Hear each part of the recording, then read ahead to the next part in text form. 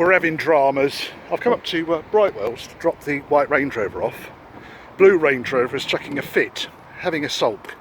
And basically you turn the ignition on and nothing happens apart from the radio and stuff comes on. So the auxiliary positions are working, but nothing else is. And I've found out the ignition switch is completely burnt out. So we're going to hotwire the fucking thing, because I've got the 4 wires off the back of the ignition switch. And I'm going to join these together. The red and white one is the starter. Okay, so I need to connect the other 3 together and then I can get it started, I hope. Or I could sit here and wait 3 fucking hours for the RAC to turn up. We're going to have serious words with the RAC, I tell you. Again, I'll video all this. If anyone can tell me why a Samsung Galaxy S7 keeps stopping fucking recording when I'm videoing a link. Right, so if you've got enough tools to get this thing out of the car, crosshead screwdriver, a little crosshead screw on the end of the ignition lock holds the electric part to it. Leave that lug on there, it's quite useful. Peel the rubber section back, prise 2 of these 3 metal lugs back, really soft metal. I'm just going to use a small electrical screwdriver.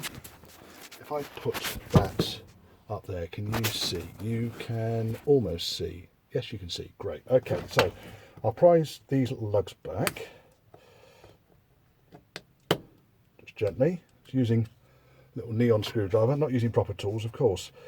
Then what we've got is the rotary part of the switch. All I did, really, effectively, was lever these up a tiny bit. Okay, I can use a screwdriver to scratch over the surface just to clean up the contacts. Lever those up a tiny bit, and then you've got a fat section on the switch which corresponds with a fat hole on there. Push the switch back together again, and then just press these lugs back in. And you can check that the thing is working. Really, I've just got another screwdriver here. I should put it into the lock and we get position 1, position 2. Get a flat blade screwdriver in there because it's going to be a lot easier. There's one. That'll do. This thing's covered in dust in it. It really is covered in dust. There's so much dust in this workshop. Right, okay. So, going back to the beginning, we've got off, position 1, position 2, start, and then it springs back. And if it does that, there's nothing wrong with the mechanical elements of the switch. And all we've really done is to make a tighter contact with the electrical contacts. If I'd known that, it would have saved me a small amount of time in getting this thing sorted out. Also, had I known that when you click the starter into the start position and the dash goes blank, and it is totally down to this bloody thing, then that would have saved me a load of time as well. I've got the spliced loom back in place. To use the immobiliser. Let's see if, when we turn this, we get ignition lights. The radio's on, ignition's on. Oh.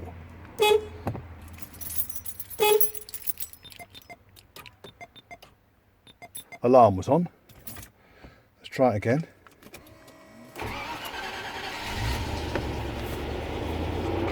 See, I'd say that was a success. Right, now let's look and see. Right, the only issue I've got is brake lights are still on. I don't know why brake lights are still on, so I need to research why brake lights are on. I have actually been yanking quite a lot of fucking loom around in here, diagnosing the problems. I honestly don't know what could possibly go wrong here. It is Friday though, and it is past the yard arm. Right, so new ignition switch. Electrics is fitted to old ignition. There it is there. New electrics fitted to old switch. So I retain 1 key, and if I can find the keys, oh, there we go. Keys is there. Immobiliser. Key in. Lights. Start. Squeak. Water pump's leaking. Right, next thing. We've got side lights. Side lights off, and I'll put the side lights down to the side light position, which weren't working before. Trouble is now, we're going to have the problem whereby the brake lights are on. We'll come to that in a second. But I can see that the number plate lights are working. The number plate glowworms are working. And also, the side lights are working on the front. Now, let's go to dipped beams. We should be able to just see this from here actually. If I look at the reflection on the wall, so there's dip beam switch there. Yeah, that's working. And then 4 beams. Yeah. It's not going to work there. For some reason, the handbrake light's not working. Why is the handbrake light not working? That's interesting. I wonder if that's related to the...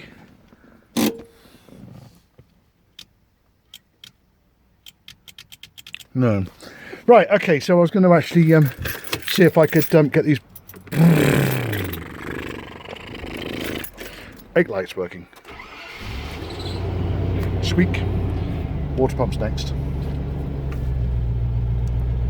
Right, does reverse lights work? Fucking hell, I better pull the handbrake on, hadn't I? Especially as Davy's car's behind. Yeah, reverse lights are working. Should I give it a blip on the throttle and find out how good the handbrake is?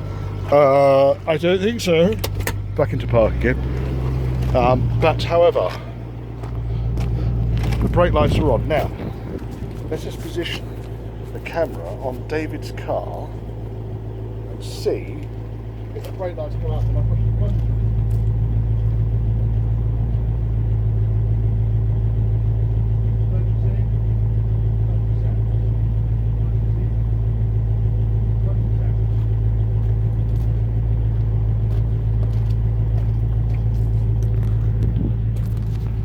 Cat's out.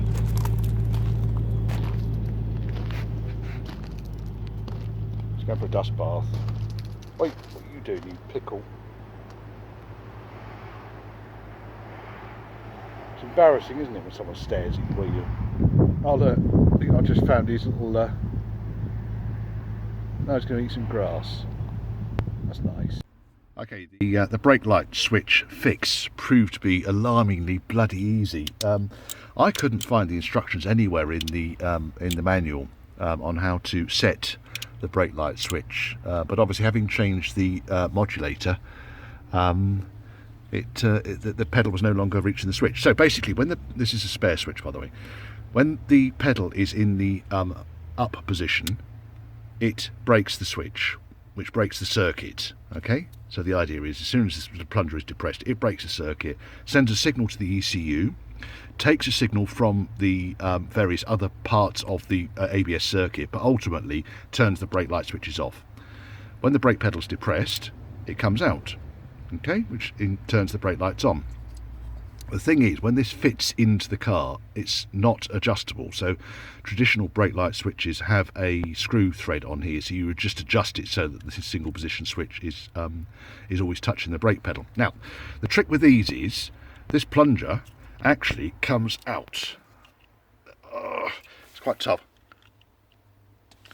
If we just position this down here, you can look at the let's do it up here.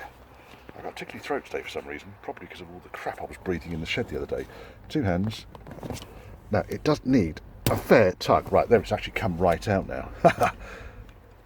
Right, so when it comes out, there we are. So that is now on the maximum position. So all you do is you set it to the maximum position by pushing the brake pedal down, pulling the plunger out, and then letting go of the brake pedal, and it goes donk and sets it at exactly the right position that it needs to operate. This thing has multi positions. As you can see, I pushed it right in there, and before that it was operating outside. So that's how you set the brake light switch, and it's right up there. That's the 4-plug cable, that bit there, that's the brake light switch there. So obviously you need to take the lower dash out in order to get to it. So I've done all that. That's all done. Yay! I need to put this thing back together again now and reconnect the ignition control feed, which goes to my LPG, because at the moment there's no LPG on this. That's it, we're done. So let me put this thing back together again. I hope this was helpful for you. Goes over a number of different issues. The ignition switch, the side lights, and the brake stop warning, or the brake stop switch for the brake lights.